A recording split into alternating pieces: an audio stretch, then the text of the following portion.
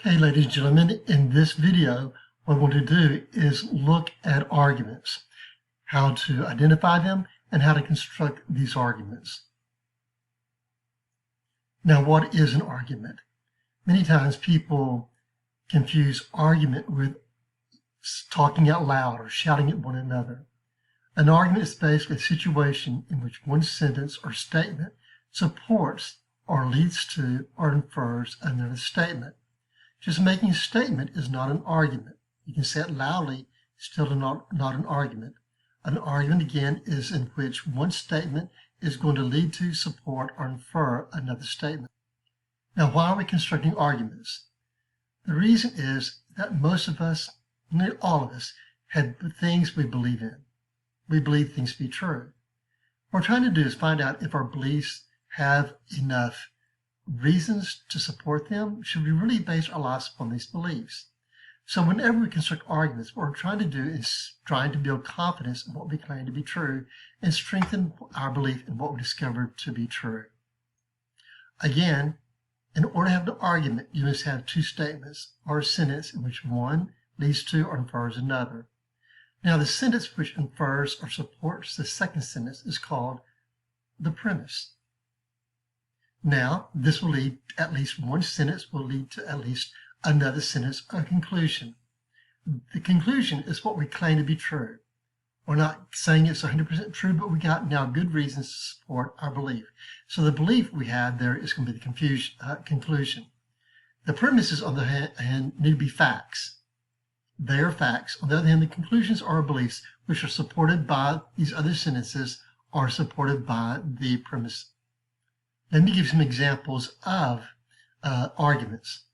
Okay, again, we're not hollering. We're saying we have one sentence or statement that is leading to or inferring another one. First of all, this: Dr. Ford is old. Therefore, he will die before a lot of younger people will. Another example would be this: Dr. Ford has gray hair.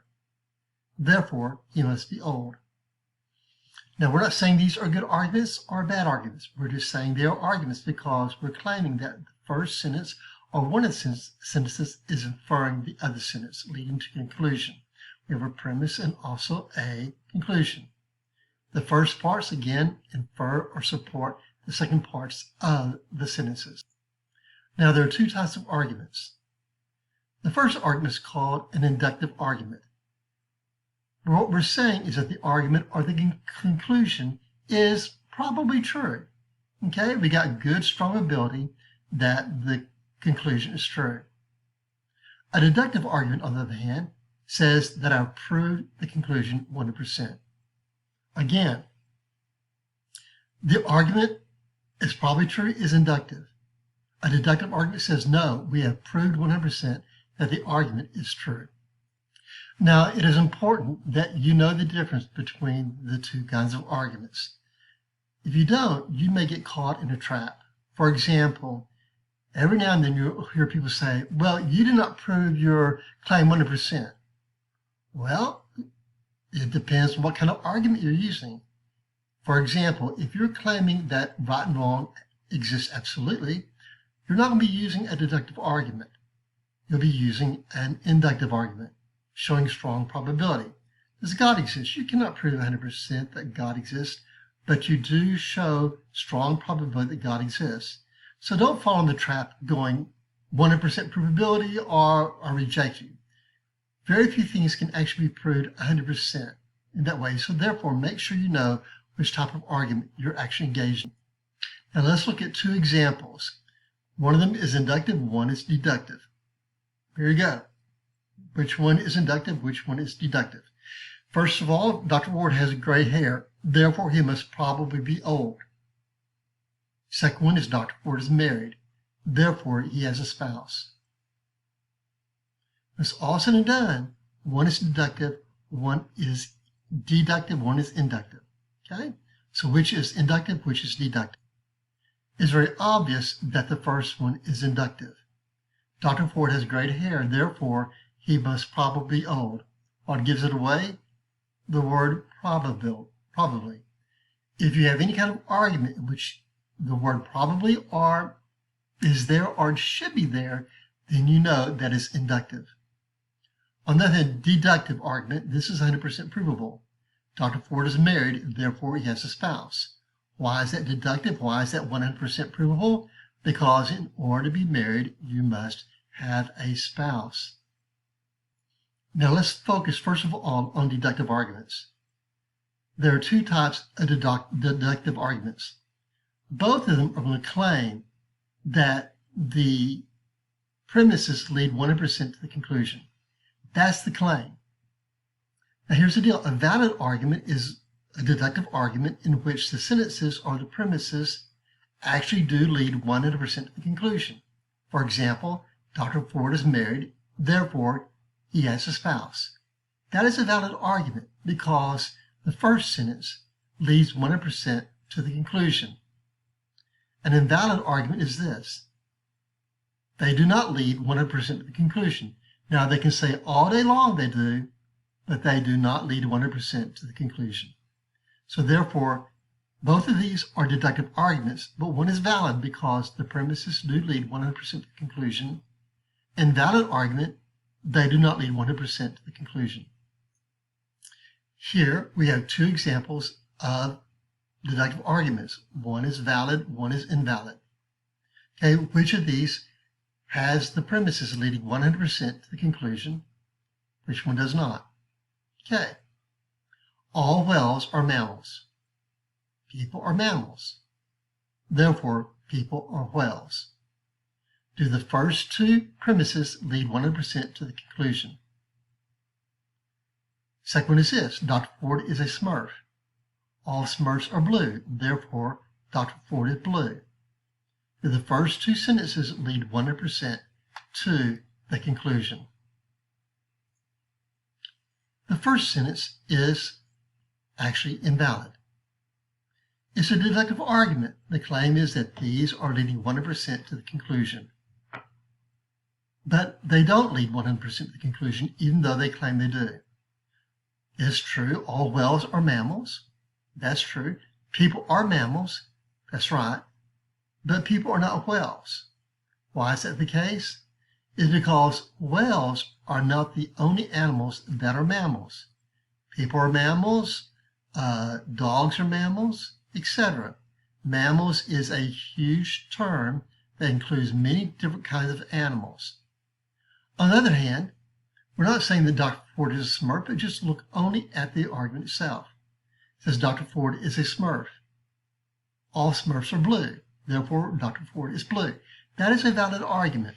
We're not saying it's true, but it is a valid argument because if Dr. Ford is a Smurf and all Smurfs are blue, then Dr. Ford is going to be blue. Let's go a little bit further into deductive arguments. Okay, we now have what's called a sound argument or an unsound argument. When you say it's sound or unsound, we're dealing then with deductive arguments. A sound deductive argument is one in which all the premises are true and they prove the conclusion 100%. So therefore, if it's a sound argument, it must be a valid argument, a valid deductive argument. The premises, the sentences must lead 100% to the conclusion. For example, we said Dr. Ford is a Smurf, all Smurfs are blue, therefore Dr. Ford is blue. Now, if the premises are true and they lead 100% to the conclusion, that's a sound deductive argument. On the other hand, you can have an unsound deductive argument. Either the premises don't lead 100% to the conclusion, or they don't prove it 100%. For example, although the argument Dr. Ford is Smurf, all Smurfs are blue, therefore Dr. Ford is blue, was a valid argument, it is unsound because Dr. Ford is not a Smurf. So you have to make sure when you have a sound argument that it not only has sentences that lead 100% to the conclusion, these sentences also, or the premises, must be true for it to be sound. Now let's look at these sentences here.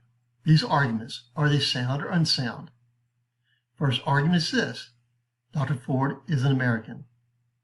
All Americans speak loudly. Therefore, Dr. Ford speaks loudly. Okay? First of all, is that a valid argument? Do the first two premises lead 100% to the conclusion? Number two, if they do, then you have to ask yourself, are both premises true? If they are, that's a sound argument. Next argument says all hurricanes rain upon the land. Hurricane Marco will rain upon Texas. That's the conclusion, that Hurricane Marco will rain upon Texas. All right, so the question is, does the first sentence, all hurricanes rain upon the land, does that lead inevitably 100% to the conclusion Hurricane Marco will rain upon Texas? Also, is the premise true that all hurricanes rain upon the land? It is easy to see that both arguments are unsound. The first one is unsound because, although it is valid, the sentences do lead 100% to the conclusion. The fact is that not all Americans speak loudly. Dr. Ford is an American, but trust me, I have too many students in class. They barely speak up at all. All Americans do not speak loudly. Therefore, Dr. Ford speaks loudly is an unsound claim, it's an unsound conclusion. Next one is this. All hurricanes rain upon the land, Hurricane Marco will rain upon Texas. Again, this is unsound. First of all, the premise is false. Not all hurricanes rain upon the land. Number one. Number two is, it does not lead inevitably to Hurricane Marco will rain upon Texas. So it's unsound in both cases. The first one is unsound because although it is a valid argument, Dr. Ford is American, all Americans speak loudly, therefore Dr. Ford speaks loudly, that's valid, it is unsound because the premises are not true. On the other hand, the second one is unsound because not only is it not a valid argument, the premises do not lead 100% to the conclusion. Number two is this, is that the premise is false as well. So therefore, both of them are unsound arguments. Let's look at two more arguments. Are they sound or unsound? All old people are wise. Jeff is old. Therefore, Jeff is a wise person. Second argument is this. Lambs are covered with wool. Speckled face is a lamb. Therefore, speckled face has wool. Are they sound or unsound? The first one is unsound. It is valid. When we say old people are wise, Jeff is old, therefore Jeff is a wise person, that's a valid argument. Those two first sentences lead 100% to the conclusion. The problem, though, is the premise itself is not true. Not all old people are wise. Some old people are very, very foolish. Number two is this. The next one is sound. Lambs are covered with wool, the speckled face is a lamb. Those two sentences lead 100% to the conclusion. But also, lambs are covered with wool. That's a true premise. Since speckled face is a lamb, we can then say confidently 100% speckled face has wool. Okay, let's go back then to the issue of let's look at these two examples and discover which one has strong, which one has weak probability. Again, inductive arguments, we're not looking at 100% proof, we're looking at probability.